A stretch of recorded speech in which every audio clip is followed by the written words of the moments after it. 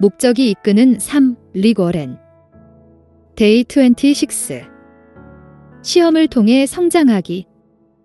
시험을 참는 자는 복이 있도다. 이것에 옳다 인정하심을 받은 후에 주께서 자기를 사랑하는 자들에게 약속하신 생명의 면류관을 얻을 것임이니라. 야고보서 1장 12절. 내가 겪은 시험들은 신성함을 가르쳐준 스승이었다. 마틴 루터. 모든 시험은 선을 행할 수 있는 기회다. 영적으로 성숙해가는 동안 모든 시험들이 잘못된 일을 할 만큼 옳은 일을 할 수도 있는 기회라는 것을 깨닫는다면 그것은 걸림돌보다는 성장의 발판이 된다. 시험은 선택의 기회를 준다. 사탄은 우리를 파괴하는 중요한 도구로 시험을 사용하는 반면에 하나님은 그것을 우리를 성장시키는 데 사용하고 싶어 하신다. 우리가 죄를 짓는 대신 선을 행하기로 선택할 때마다 우리는 그리스도를 닮아 더욱 자라게 된다. 그것을 이해하기 위해서 우리는 예수님의 성품의 특성들을 이해해야 한다. 그분의 성품을 가장 집약적으로 나타내주는 것은 바로 성령의 열매다. 오직 성령의 열매는 사랑과 희락과 화평과 오래 참음과 자비와 양선과 충성과 온유와 절제니 이 같은 것을 금지할 법이 없느니라. 갈라디아서 5장 22절 23절. 이 9가지 특성들은 확장된 대계명이고 예수 그리스도에 대한 아름다운 묘사다.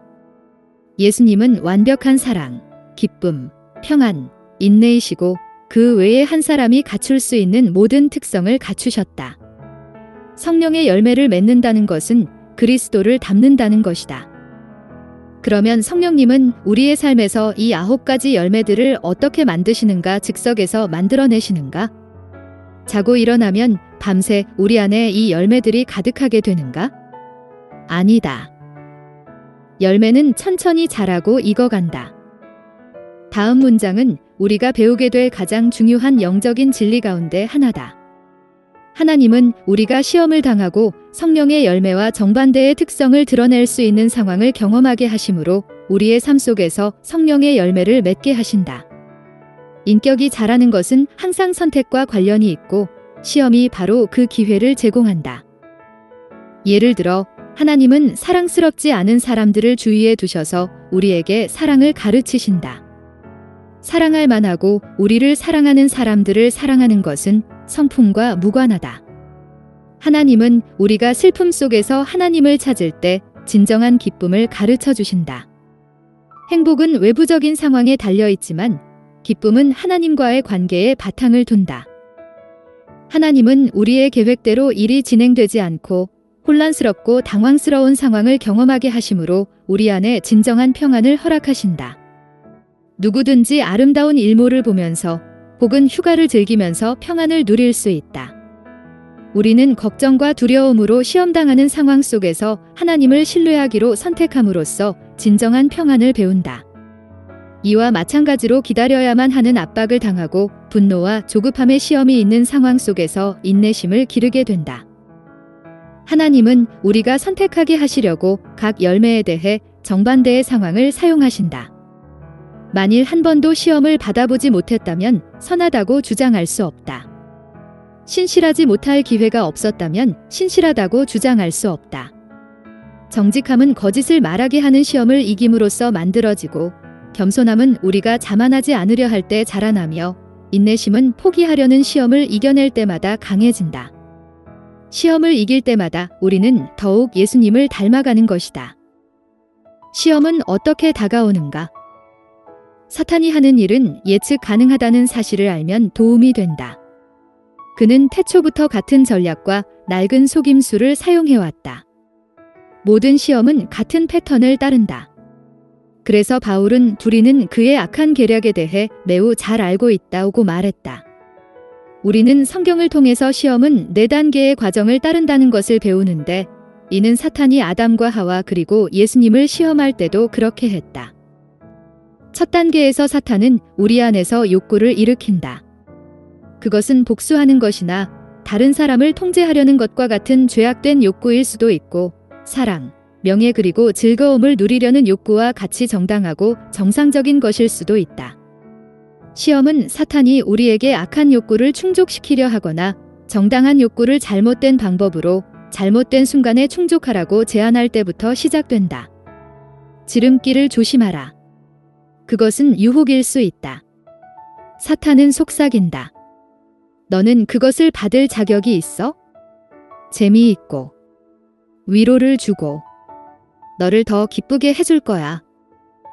우리는 시험이 우리 주위에 놓여 있다고 생각하지만 하나님은 우리 안에서 시작된다고 말씀하신다. 만일 우리에게 내적인 욕구가 없다면 시험이 우리의 관심을 끌 수 없다.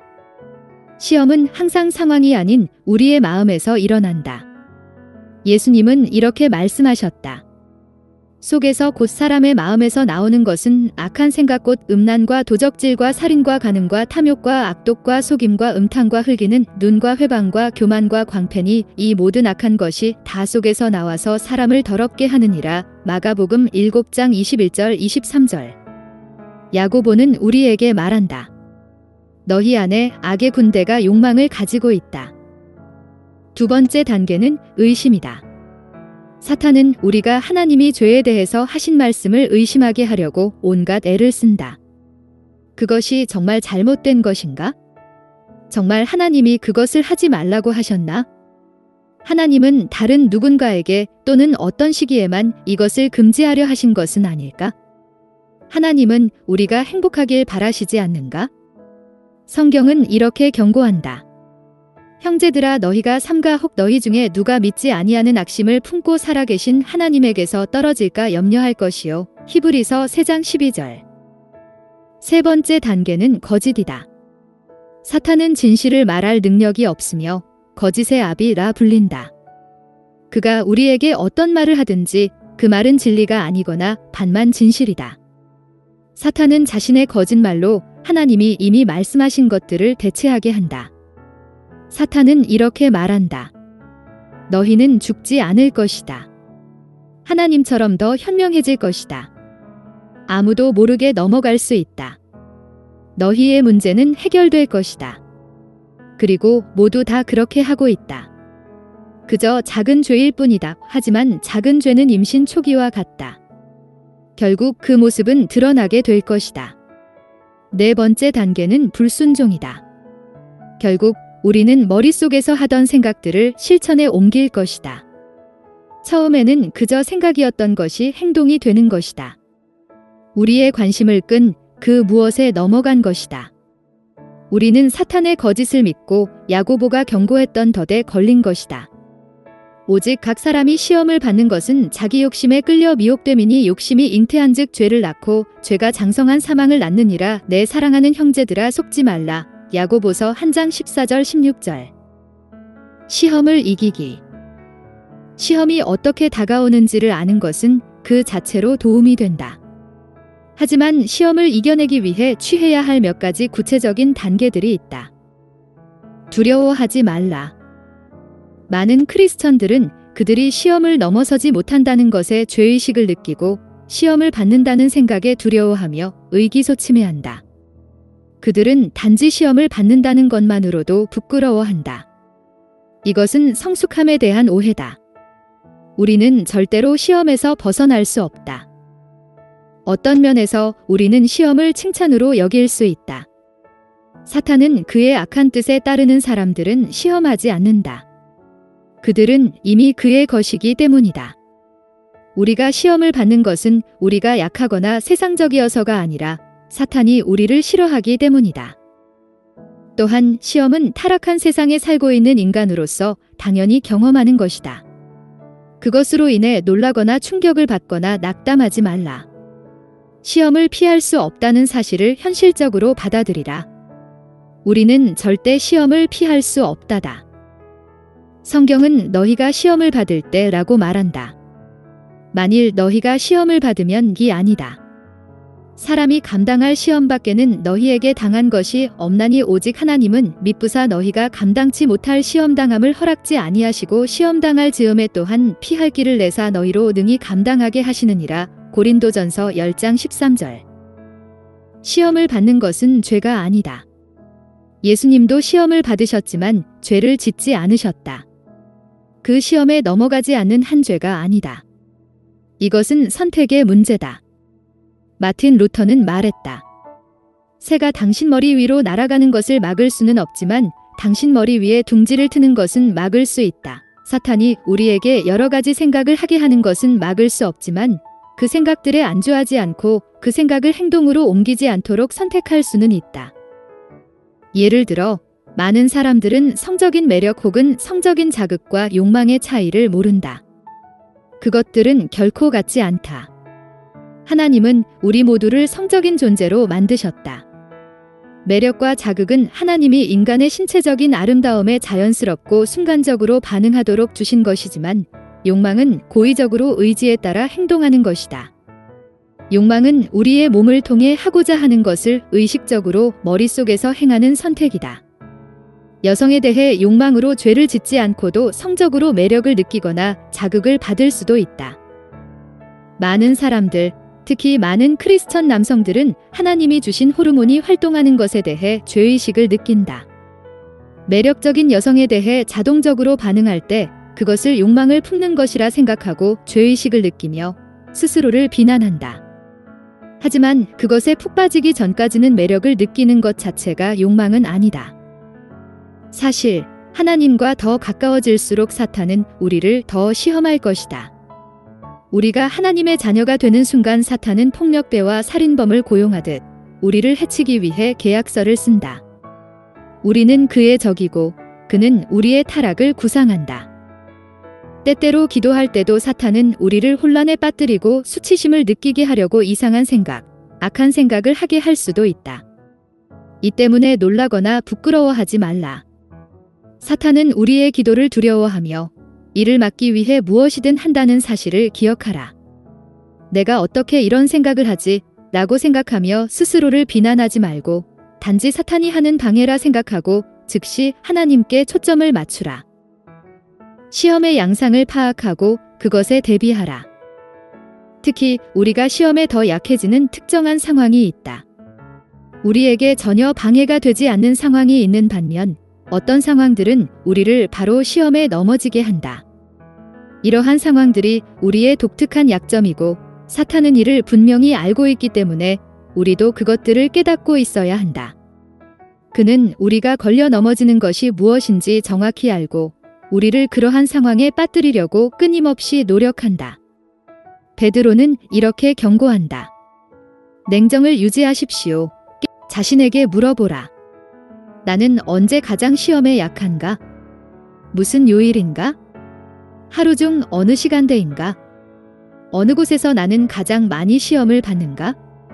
직장에서, 집에서, 이웃집에서, 헬스클럽에서, 공항이나 시외의 모텔에서 또 이런 질문을 해보라. 내가 최고로 시험당할 때 나와 함께 있는 사람은 누구인가? 친구들, 동료, 낯선 사람들의 무리? 내가 혼자 있을 때 또한 이런 질문도 있다. 나를 가장 시험에 들게 하는 상황은 무엇인가? 지치거나 외롭거나 지루하거나 우울하거나 혹은 스트레스를 받을 때일 수 있다.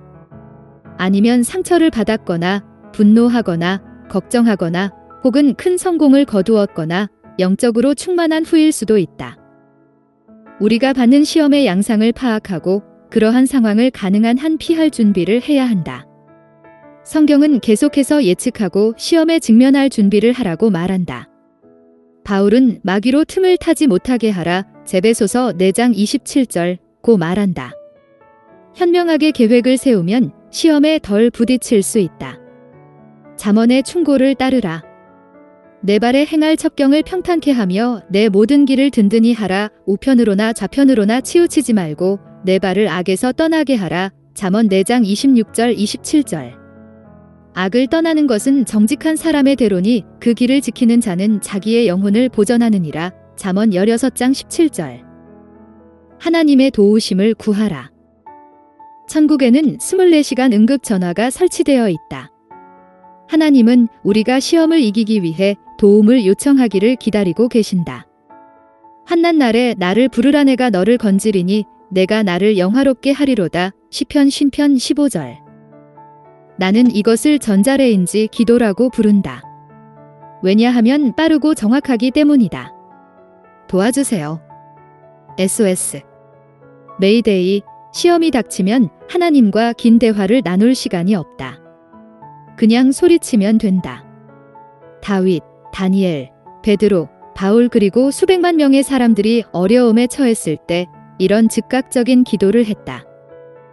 성경은 도움을 구하는 우리의 기도는 반드시 응답을 받는다고 보장한다. 왜냐하면 예수님은 우리의 고통을 함께 아파하시기 때문이다. 예수님도 같은 시험을 당하셨다. 우리에게 있는 대제사장은 우리 연약함을 체휼하지 아니하는 자가 아니요 모든 일에 우리와 한결같이 시험을 받은 자로 돼 죄는 없으시니라. 히브리서 4장 15절. 하나님이 우리가 시험을 이기도록 도와주려고 기다리고 계신다면 왜 우리는 더 자주 그분에게 도움을 요청하지 않을까? 솔직히 말하면 때때로 우리는 도움받는 것을 원하지 않는다. 잘못되었다는 것을 알면서도 우리는 시험에 빠진다. 그 순간 우리는 우리 자신에게 무엇이 더 좋은지를 하나님보다 잘 안다고 생각한다. 어떤 때에는 우리가 계속 같은 시험에 빠지는 것이 부끄러워 하나님께 도움을 요청하지 못한다. 하지만 하나님은 우리가 계속 그분에게 되돌아간다고 해서 화를 내시거나 지루해하시거나 조급해하지도 않으신다. 성경은 말한다. 그러므로 우리가 긍휼하심을 받고 때를 따라 돕는 은혜를 얻기 위하여 은혜의 보좌 앞에 담대히 나아갈 것이니라. 히브리서 4장 16절. 하나님의 사랑은 영원하다. 그분은 영원히 인내하신다. 만일 우리가 특정한 시험을 이기기 위해 하루에 200번 하나님께 도움을 구한다 해도 하나님은 기꺼이 자비와 은혜를 베푸실 것이다. 그러니 담대히 나아가라. 옳은 일을 하기 위한 힘을 달라고 구하라. 그리고 그것을 주실 것을 기대하라. 시험은 우리가 계속 하나님께 의지하게 한다. 바람이 불면 나무의 뿌리가 더 튼튼해지는 것과 마찬가지다. 그러니 우리가 시험에 맞설 때마다 우리는 더 예수님을 닮아가는 것이다. 우리가 넘어진다고 해서 그것이 치명적인 것은 아니다. 굴복하거나 포기하는 대신 하나님을 바라보라. 그분의 도우심을 바라고 상급이 기다리고 있음을 기억하라. 시험을 참는 자는 복이 있도다. 이것에 옳다 인정하심을 받은 후에 주께서 자기를 사랑하는 자들에게 약속하신 생명의 면류관을 얻을 것임이니라. 야고보서 1장 12절. 데이 26내 삶의 목적에 대하여 생각할 점. 모든 시험은 선을 행할 수 있는 기회다. 외울 말씀. 시험을 참는 자는 복이 있도다. 이것에 옳다 인정하심을 받은 후에 주께서 자기를 사랑하는 자들에게 약속하신 생명의 면류관을 얻을 것임이니라. 야고보서 1장 12절. 삶으로 떠나는 질문. 내가 가장 자주 부딪히는 유혹을 이김으로써 그리스도와 같은 어떤 성품을 개발할 수 있을까?